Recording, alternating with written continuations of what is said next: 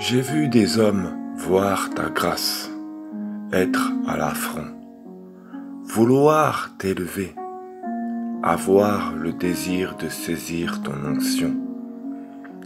Des hommes emprisonner ta grâce, éteindre ta grâce, parce que tu es une bénédiction.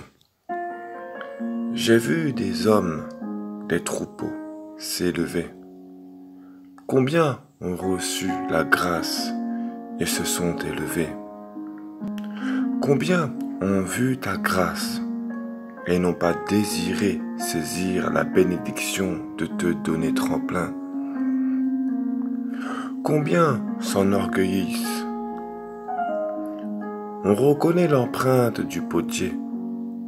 La source de bénédiction est marquée par l'empreinte.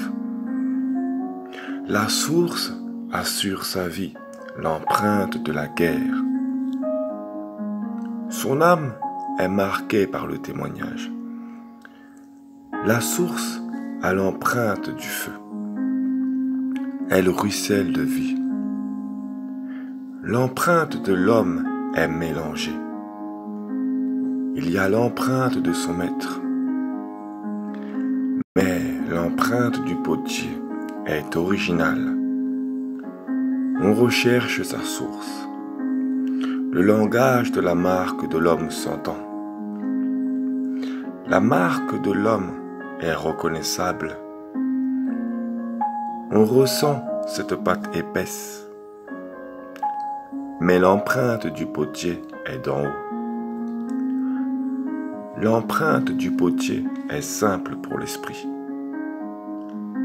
Mais l'empreinte de l'homme est souvent facturée. L'empreinte de Dieu, c'est le rejet, l'ombre, l'hypocrisie, le pardon, le temps. La maison de Yahweh crée des pleurs, mais elle forme des rois. La maison de l'homme crée des gourous qui s'approprient des brebis pour en faire des moutons. J'ai vu des hommes se créer des tentes et enfermer la gloire de Dieu. J'ai vu des hommes se couvrir de pierres vivantes, briller de mille feux. J'ai vu des hommes se servir de la grâce pour s'accaparer la gloire de Dieu. J'ai vu des brebis transformées en moutons, tatouées, chérir un maître et oublier leur premier amour. On reconnaît la patte du maître. L'esprit reconnaît l'empreinte du potier. La pâte est épaisse et pleine de paroles. Elle veut se justifier.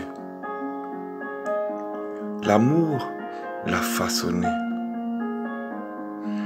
Tout ce qui est créé par ce qui est d'en bas sera agréé par ce qui est d'en bas. La pâte sera épaisse, mais ce qui est façonné par l'esprit d'en haut est reçu par ceux qui sont d'en haut. Ce qui est convoité par les choses d'en bas sera présenté pour ce qui est d'en bas. Ce qui est d'en haut devra se rabaisser pour être écouté. L'empreinte du maître se ressent par l'esprit. L'empreinte du potier se ressent par ce qui est d'en haut. Le temps fait les choses. L'épaisseur d'une pâte se fait aussi par le temps. C'est pourquoi le potier brise son œuvre pour le refaçonner.